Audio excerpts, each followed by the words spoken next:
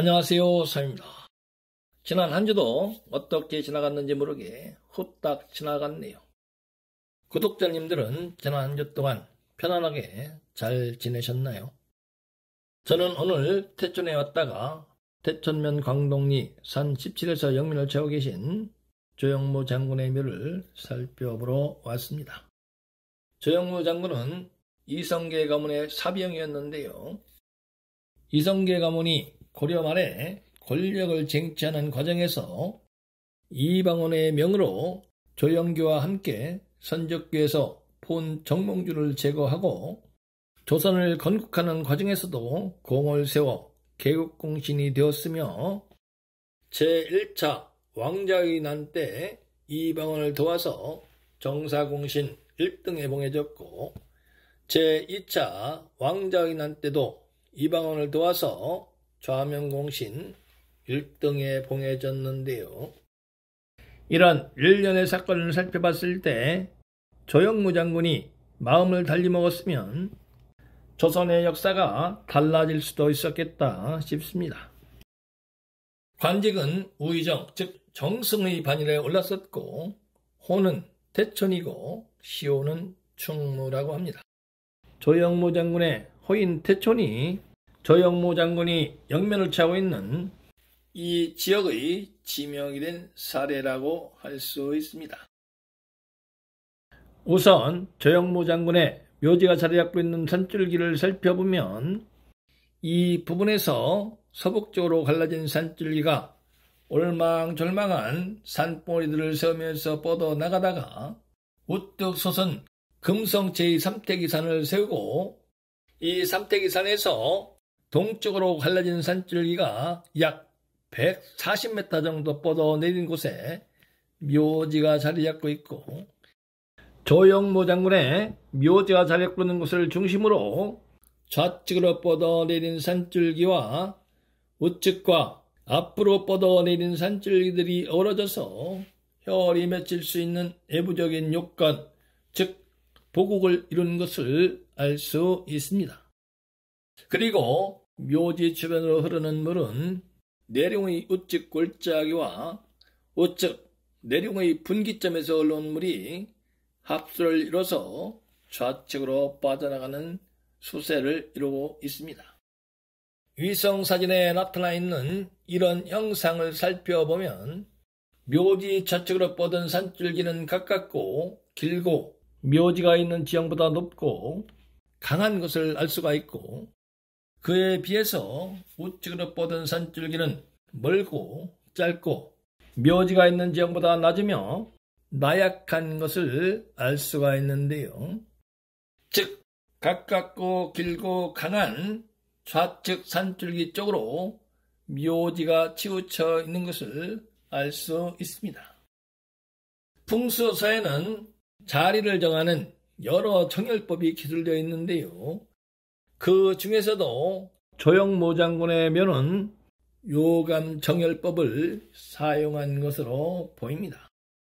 즉 요감이란 넉넉한 것은 덜어내고 부족한 것은 보탠다는 뜻으로 청룡과 백호 중에서 어느 것이 더 길고 힘이 강하냐에 따라서 위치를 정하는 것으로 만약에 이곳과 같이 청룡이 강하면 청룡 쪽으로 치우친 곳에 자리를 정해서 강한 좌청룡 쪽의 기운을 덜어내고 비교적 멀고 나약한 우백호 쪽의 공간을 넉넉하게 해서 기운을 보태줌으로써 보국 안의 균형을 이루게 하는 것입니다.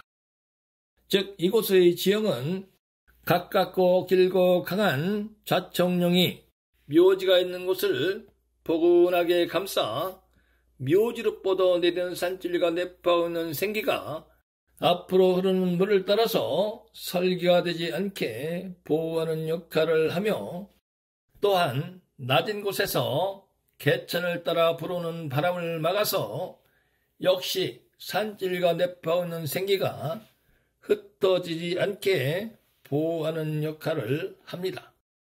만약에 우측도 좌측과 같이 산줄기가 가깝고 길고 강하면 우측에서 흘러오는 물의 기운을 가깝고 길고 강한 산줄기에 막혀서 제대로 받아들이지 못하는 형상입니다. 그러나 이것과 같이 500호가 멀고 짧고 나약해서 열려 있으면 꺼리낌이 없기 때문에 우측에서 흘러오는 물의 기운을 받아들이기 용이합니다. 즉 500호가 가깝고 길고 강한 것에 비해서 더 이롭다 할 수 있습니다. 그러므로 조영무 장군의 묘의 위치만 살펴봤을 때는 요감 정열법을 써서 묘자리를 잡은 것이 아닌가 싶습니다. 이제 묘지 밑에 도착을 했는데요.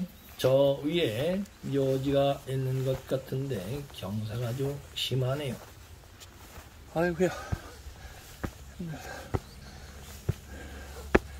힘들게 묘역에 올라와 보니 문인석을 비롯한 망주석, 장명 등이 배열이 되어 있고 조영모 장군이 영민을 쳐고 있는 묘 앞에도 오래전에 설치한 듯한 장명 등이 배열되어 있네요.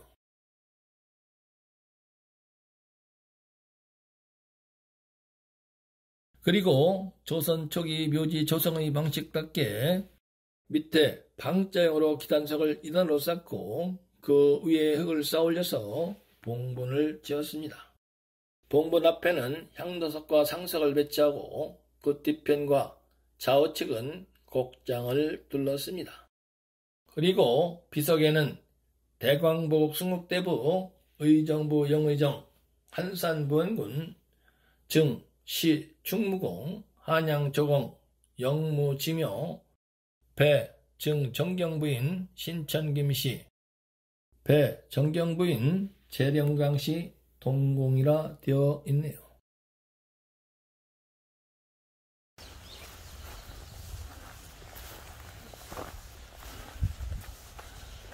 묘지로 뻗어내는 산줄기를 살펴보려고 뒤편 산으로 약 70m 정도가 왔는데요.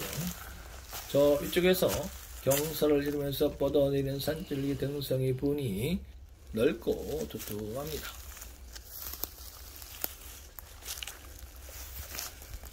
이곳에서 바로 좌측으로 뻗은 가늘한 산줄기를 지지해서 우측으로 방향을 전하는 산줄기가 완경사를 이루면서 묘지 쪽으로 내려갑니다. 산에 차가 올라왔었는지 차 바퀴 자국이 나있네요.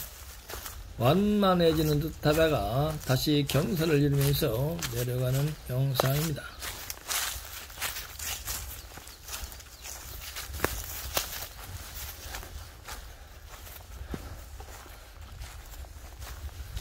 또다시 완만해졌다가 다시 경사를 이루는데요.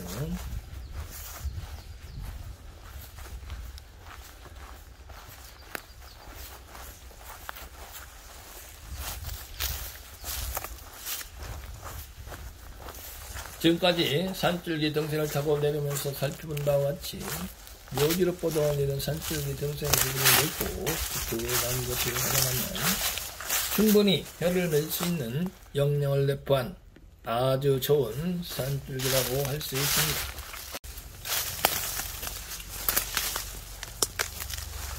그리고 평을 이뤘는데요. 산줄기 등성에 겉으로 드러난 돌이 많습니다.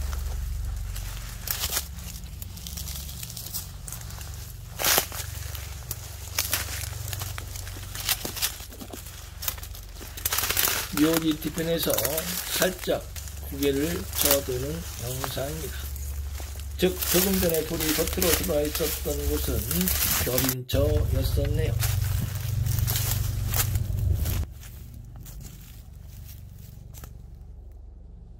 그리고 약간 고개를 숙면서 좌우로 넓어진 곳에 조영모 장군의 묘지가 자리 잡고 있는 영상입니다. 묘지 밑에도 쌍분의 묘지가 조성되어 있고 그 밑으로도 산줄기가 약 100m 정도 뻗어 내립니다. 그런데요, 산줄기 등성에 묘지를 조성할 때에는 획을 파헤쳐서 좌우로 넓히게 되어 있습니다. 그럼에도 불구하고 당판의 넓이가 좌우로 약 15m 정도밖에 되지 않는데요. 즉 이는 혈이 맺혔을 때 형성되는 혈장의 넓이에 미치지 못한다고 할 수 있습니다. 앞에서 말씀을 드린 바와 같이 조영무 장군의 묘지가 요감정열법에 부합되는 곳에 자리잡고 있고 우뚝 서선 현무가 단정하며 묘지로 뻗어내리는 산줄기도 혈을 맺을 수 있는 역량을 내포하고 있고 묘지를 중심으로 자청룡과 오백호가가 잘 갖춰져서 혈이 맺힐 수 있는 보국을 이뤘으며 조안산도 흠을 잡을 데가 없다 하지만 정작 가장 중요한 것, 즉 최종적으로 혈이 맺힌 명당의 형상을 만들지 못했습니다. 아쉽기 그지 없습니다. 제 영상을 자주 보신 분들이 저보고 맨날 명당이 아니라고만 한다고 다들 그러시던데요. 저는 그냥 제 눈에 보이는 대로 이야기를 할 뿐입니다. 이 점 이해해 주시기 바랍니다. 오늘도 많이 덥지만 시간이 갈수록 점점 열기를 더해 갈 것입니다. 항상 건승하시고 다음 주 화요일 11시에 다시 찾아뵙겠습니다.